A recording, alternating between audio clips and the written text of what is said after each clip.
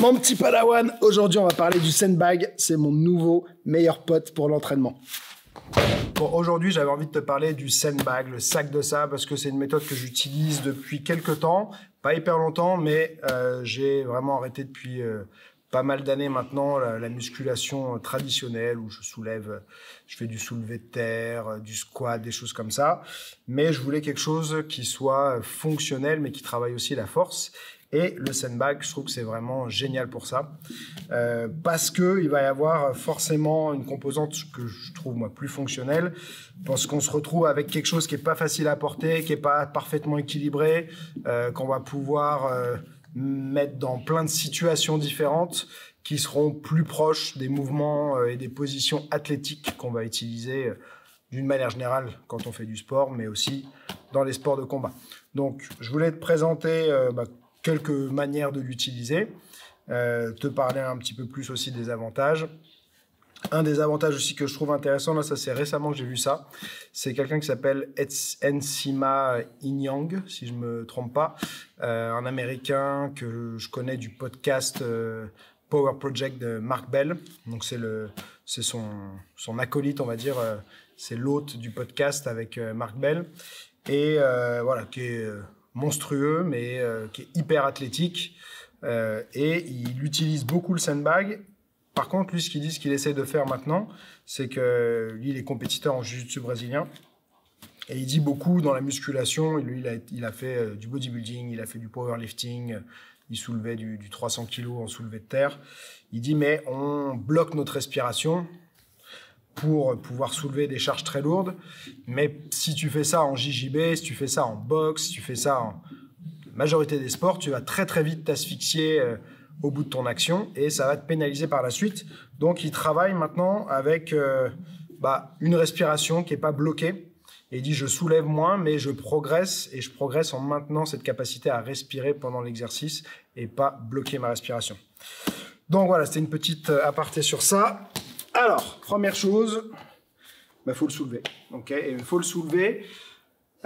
Souvent, alors il y a des gens qui n'aiment pas du tout le dos rond et tout, mais moi j'aime bien prendre souvent cet exemple parce que je fais de la lutte depuis longtemps. Si on regarde les ceintures faites par les lutteurs olympiques, lutte gréco-romaine au sol, où ils viennent ceinturer quelqu'un au sol, quand ils doivent le lever, ils l'attrapent, ils se relèvent, ils sont dos rond. Okay, et il y a énormément en fait d'actions qu'on va faire quand on fait des sports où on va pas pouvoir avoir un beau dos bien droit et tout ça.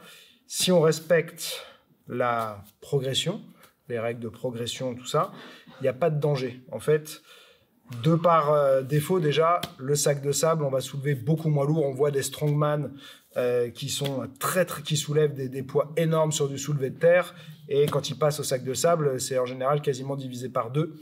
Donc, ça nous empêche d'aller trop loin, et il y a plusieurs manières de l'utiliser. On n'est pas obligé de chercher non plus à faire son max. Donc, plusieurs manières de le soulever.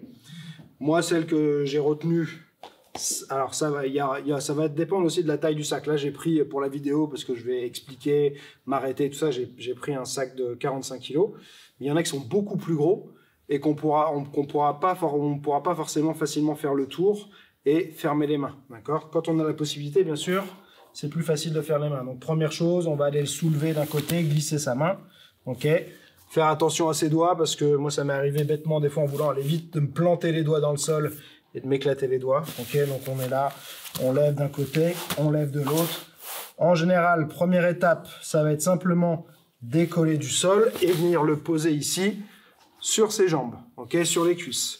De là, je peux le ceinturer, ok? Donc là, vraiment, je suis dans une position, alors qui n'est pas du repos, mais quand on travaille au sac de sable, c'est un peu la position de repos, de transition. Et d'ici, je vais faire mon extension de hanche. Boum. Je peux le lever ici, au niveau du ventre, mais c'est mieux de s'entraîner en réalité à le lever plus haut. Donc de là, boum, venir le lever au moins au niveau du plexus. Je peux le faire sans utiliser mes bras, ou alors je peux rajouter boum, un mouvement de bras ici, boum, comme ceci, que je vais pouvoir faire en répétition, qui va m'aider par la suite après pour l'épauler, pour le jeter derrière.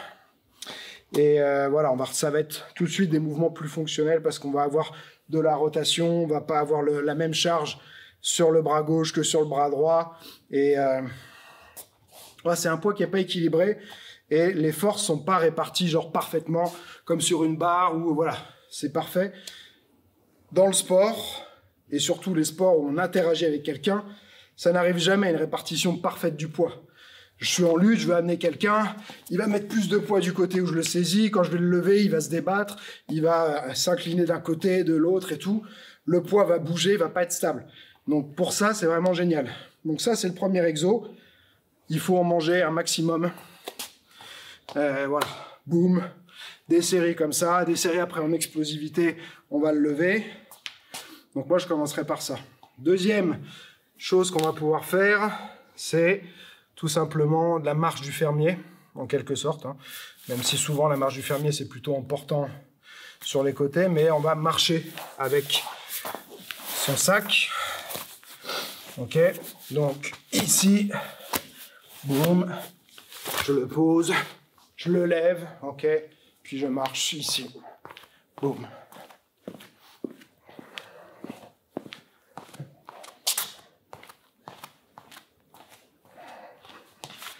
Là, je le fais en express, hein, mais ça peut être 1 minute ou plus. Si je fais quand je le fais chez moi, j'ai ma salle privée d'entraînement. Là, on est à Neuros, mais moi, je m'entraîne souvent. J'ai acheté les sacs de sable pour Neuros, mais j'ai pas acheté le sable encore depuis l'ouverture, donc ça va venir. Mais voilà. Donc, je m'entraîne chez moi. La pièce, elle fait quarantaine de mètres carrés, ma salle d'entraînement. Je suis obligé de tourner en rond, mais souvent, j'aime bien changer de sens. Pas faire tout le temps dans le même sens, parce que quand on tourne, bah, le poids va venir être plus sur la jambe qu'à l'intérieur. Donc si tu fais des cercles, des choses comme ça, pense à changer de sens. Après, une fois qu'on a ça, un autre exo que j'aime bien, alors qui est plus peut-être pour les gens qui font du grappling, de la lutte, mais qui va être intéressant, je pense quand même pour tout le monde, ça va être le travail depuis le sol, à genoux. Donc là, au lieu d'être sur mes pieds, je suis à genoux, je vais venir passer en dessous. Là, je viens vraiment mettre les bras bien en dessous. Je prends ma ceinture, je ramène à moi, je serre, boum, et je vais lever ici. Là, de là, je peux travailler soit assis comme ça, juste une extension de hanche, soit à chaque fois essayer de venir reposer, boum, et lever. Après, je peux aussi lever, hop, une jambe, boum, puis l'autre. Ok, donc là, ça va permettre de faire un gros travail de puissance sur la hanche. Quand je suis ici, là, j'ai les deux hanches qui travaillent. Quand je viens faire ça et mettre une jambe, bah, j'ai beaucoup plus de puissance à développer d'un côté. Donc, moi, c'est un exo que j'aime beaucoup. Après, on peut le faire en se relevant, mais je ne passerai pas sur cette progression-là tout de suite. Je ferai d'autres exercices avant ça, donc on va en reparler après. Après ça, ce que je trouve intéressant, bah, c'est de commencer à travailler sur l'épaulé. Donc pour l'épaulé, il y a plusieurs manières pour faire ça. Donc, il y a déjà en fonction du poids et de la difficulté qu'on va avoir, on va pouvoir le faire en passant par la position transitoire sur les cuisses ou directement. Quand on est sur un lever, on va dire en un seul geste, c'est qu'en général, on va pouvoir passer au poids supérieur ensuite. Mais là, on va dire que pour l'instant, je le travaille ici. Ok. De là, donc première option, j'ai de l'explosivité, je vais pouvoir boum, le passer directement sur l'épaule. Ok. Je peux faire des séries où j'alterne. Boum, ici, et je viens là. Si je peux pas faire ça, en général, je vais venir ajuster. Donc par exemple, si je veux lever sur mon épaule gauche, j'aime bien me mettre plutôt sur ma cuisse droite. Et de là, l'autre main va venir passer en dessous. Boum, et je vais venir le lever comme ça. On peut aussi céder des jambes, c'est-à-dire je suis là, je suis un peu bloqué. Hop, ici. D'accord, comme sur un snatch avec les kettlebells. Comme un jerk sur les kettlebells pour pouvoir le lever. Ok, donc plusieurs méthodes qui correspondent souvent à des stades de progression en réalité. Ok. Plus on est à l'aise, plus on peut le faire en un mouvement. Donc là, si je me sens bien, je peux venir de là, d'en bas, directement sur l'épaule. Ok. Un seul geste. On va dire que là, ça valide vraiment le mouvement complet. Après, une fois que je suis bien sur ça, ce que j'aime bien faire aussi, c'est de la marche du fermier avec le sac sur l'épaule. Donc, de là, hop, je l'épaule, boum, et de là, je vais marcher avec, boum.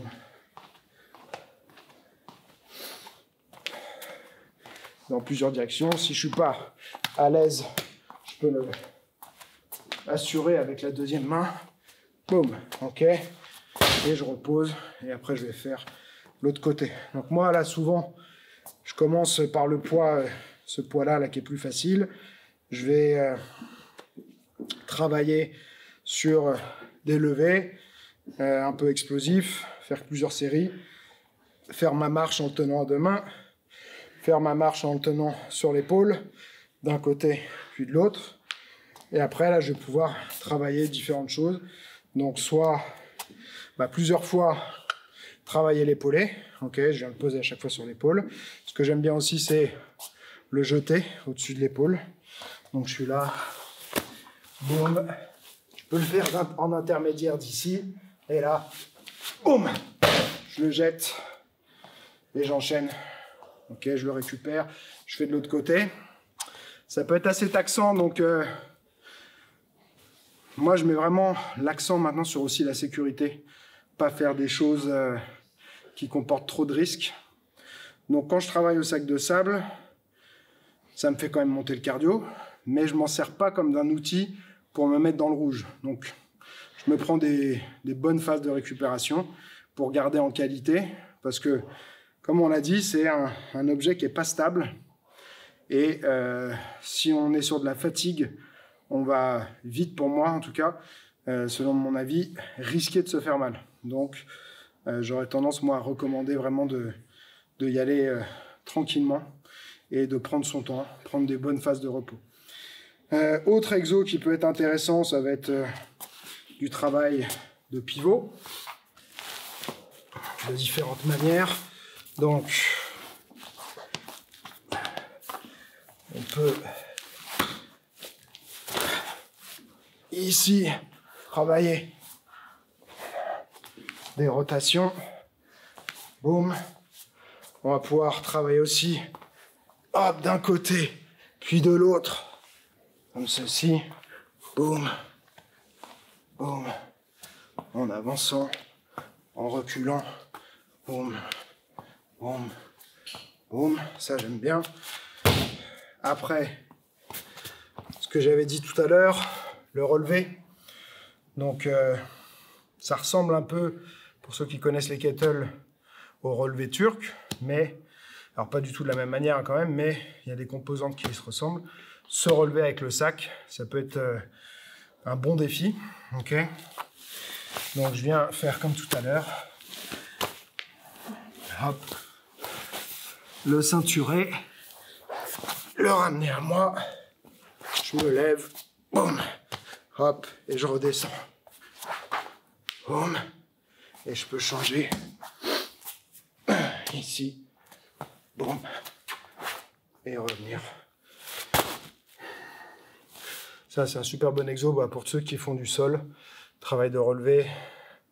Même si c'est pas exactement comme ça, on se retrouve avec une jambe devant, une jambe derrière, à devoir stabiliser son corps en maintenant un poids instable. Moi, je trouve ça vraiment top comme travail. Je réfléchis, qu'est-ce qu'il y avait d'autre qu'on pouvait faire qui est sympa avec le sac de sable.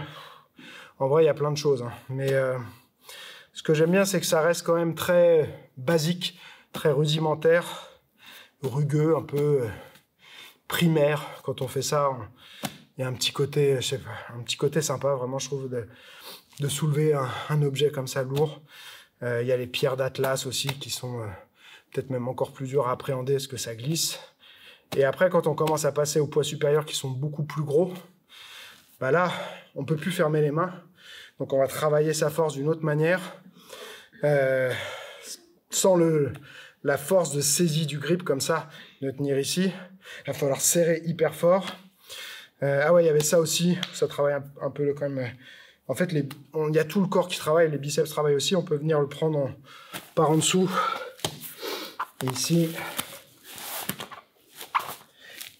hop, hop, ici, boum, marcher avec comme ça. Ça change. Boum. Là, je travaille en isométrie, vraiment le biceps. Et autre exo qu'on peut faire, mais que j'ai pas encore trop fait pour le moment parce que je sentais que mon corps était pas prêt. J'ai pas pu faire de force pendant quasiment 5 ans à cause de mes problèmes de hanche. Là, j'ai mon opération, la prothèse de hanche qui s'est super bien passée. Donc, je suis content parce que je vois que je recommence à retrouver de la force et que je peux travailler les choses comme ça. Mais il y a... Donc, c'est simplement l'épaulé qu'on peut essayer, qui n'est pas facile. Je vais essayer, je l'ai fait que quelques fois. L'idée, boum, c'est là, ici, le lever, boum, et le reprendre. Ok, donc je vais saisir, là je le fais pas en strict, j'utilise mes jambes, mais en vrai, c'est limite plus intéressant, et moi je vais faire peu de choses maintenant strictes, comme on dit en musculation, parce que ce que je veux, c'est apprendre à utiliser l'ensemble de mon corps pour générer de la vitesse, de la puissance, du mouvement de manière générale, et donc travailler les transferts de force du bas vers le haut. Et donc je trouve ça plus intéressant et plus au final intuitif, parce que le fait d'isoler, c'est pas du tout instinctif ni intuitif. En réalité, si on a quelque chose de lourd à soulever, on va utiliser tout ce qu'on a à sa disposition. Donc si ça passe par ici, descendre, mais pousser pour s'aider à soulever, mais en fait c'est une manière intelligente de soulever un poids. Et quand on se met à faire de la muscu, on fait du développé militaire, on essaie de faire strict et tout, à force de faire ça, on désapprend ce qu'on avait intuitivement en nous. Et je vois, moi, régulièrement, des gens qui font beaucoup de muscu, plus type bodybuilding et tout, qui savent plus utiliser leur corps dans l'ensemble. C'est-à-dire que ils font plein d'exercices d'isolation, groupe par groupe et tout, mais ils savent plus générer un mouvement global du corps. Et je trouve que le sandbag, c'est idéal pour ça. Ça permet de renforcer à fond le corps. C'est comme tout, faut pas en abuser, faut faire un peu attention. Pour parler d'une vidéo récente que j'avais fait sur le rope flow, je trouve que ça se marie très bien avec le rope flow, parce que ça reste quand même un exercice de force où on va rigidifier son corps, on va gainer à fond, ça va donner un peu de rigidité, et de faire du rope flow derrière, ça va aider à dénouer, retrouver la rotation, même si là on trouve de la rotation, hein, mais on peut faire de la rotation, mais souvent c'est quand même pas l'objectif premier. Il faut faire toujours attention quand même à tous les travaux de rotation avec des charges importantes et en plus instables.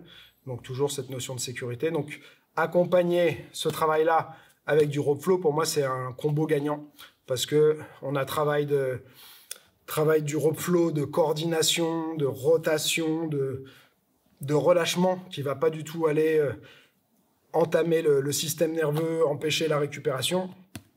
Et ce côté-là qui va être de la force fonctionnelle, de l'explosivité, de l'endurance.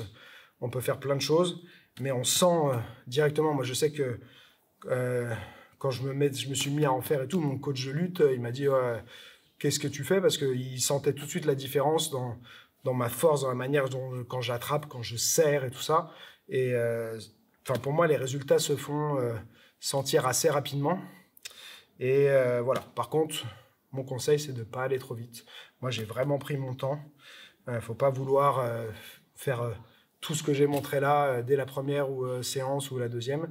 Il faut prendre son temps, aller étape par étape, faire vraiment, mettre en place des bases, des fondations bien solides. Donc simplement déjà le soulever, le poser sur ses jambes, être bon là-dessus, être efficace là-dessus et y aller graduellement. Petit exercice bonus que j'allais oublier, je savais que j'oubliais un truc que je fais régulièrement. C'est si on a un support, c'est un peu comme les mecs du bâtiment, tout ça, ceux qui ont déjà fait des sports de combat avec des mecs du bâtiment ou de la lutte ou du grappling, ils sauront de quoi je parle, mais ils ont une force qui est différente de ceux qui font de la musculation. Et typiquement, ça va être ce genre de mouvement-là aussi qui va leur donner cette force-là. Donc ça va être simplement de lever, boum, et venir poser. Hop. Après, en général, on s'embête pas. Puis je fais la même chose de l'autre côté. Hop, hop, boum, boum. Je peux le faire plus ou moins haut. Je peux des fois me fixer un objectif d'un truc qui me demande de me lever un peu, de venir poser comme ça. Ou bah, plus ce sera à hauteur de taille, plus ce sera facile. Mais des séries comme ça peut être vraiment pas mal. C'est un truc que j'aime bien parce que ça incorpore de la rotation. Boum, de devoir poser dessus. Je fais pas la descente, je trouve pas ça intéressant de refaire la descente. Mais voilà, celui-là, c'est un autre exo et il y en a d'autres. Hein. Là, j'ai fait ça sans vraiment préparer la vidéo, pour être honnête. Ce que j'utilise régulièrement, j'ai pas fait plus de recherches que ça. J'ai fait des recherches quand je m'y suis mis. Mais voilà, on peut faire pas mal de choses avec un seul outil, c'est ça que je trouve cool. Et donc ce que je disais aussi là, de ce que fait Nsima, c'est le côté respiration. Ça veut pas dire que j'ai une respiration normale, je vais pouvoir faire du bruit, je vais pouvoir grogner et tout, mais au lieu de bloquer, je vais être là. Je me bloque pas, ok? Je bloque pas ma respiration, comme quand je vais être en lutte. Si je bloque et que je fais les choses en apnée, je suis cramé au bout d'une action, et après c'est moi qui mange. Donc ce côté-là, respirer, pas bloquer sa respiration pour soulever plus lourd, c'est aussi un concept qui est hyper intéressant et que je trouve important. Bon voilà, j'espère que tu as kiffé ce partage. Dis-moi ce que tu en as pensé. Si tu as des questions, bah, pose-moi les questions en commentaire. Je pourrais éventuellement faire une autre vidéo. Si tu as des suggestions de vidéos que tu aimerais bien que je fasse, des sujets que tu voudrais que j'aborde, mets-les-moi aussi en commentaire. Si tu n'es pas abonné, qu'est-ce que tu attends? Abonne-toi. N'oublie pas, celui qui croit savoir n'apprend plus, alors garde l'esprit ouvert.